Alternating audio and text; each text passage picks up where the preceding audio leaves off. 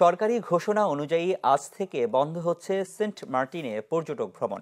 এ বিষয়ে বিস্তারিত জানিয়েছেন আজিম নেহাত।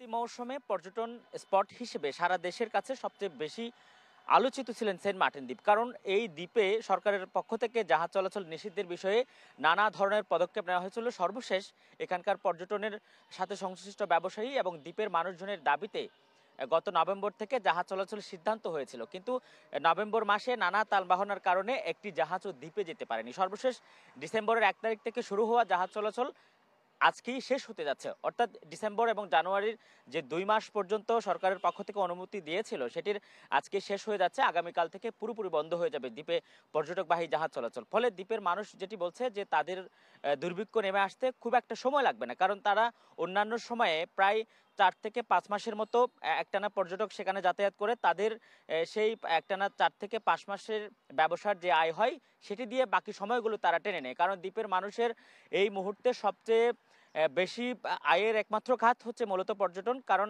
আগে মাছ ধরা সহ নানা পেশায় জড়িত থাকলেও সেখান থেকে ধীরে ধীরে লোকজন গত কয়েক বছরের ব্যবধানে পর্যটনে বেশি ঝুঁকে গেছে।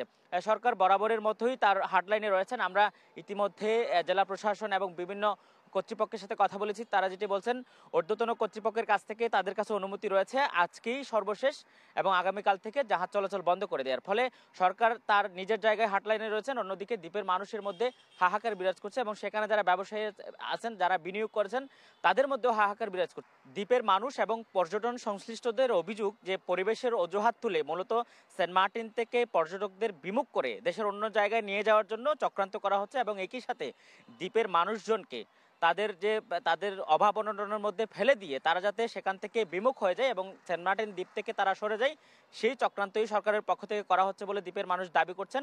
তবে সরকার বারবার যেটি বলছেন, তারা পরিবেশ রক্ষার জন্য সেন্ট মার্টিন দ্বীপের যে জীববৈচিত্র্য সেটি রক্ষার জন্য তারা এই ধরনের পদক্ষেপ নিয়েছেন।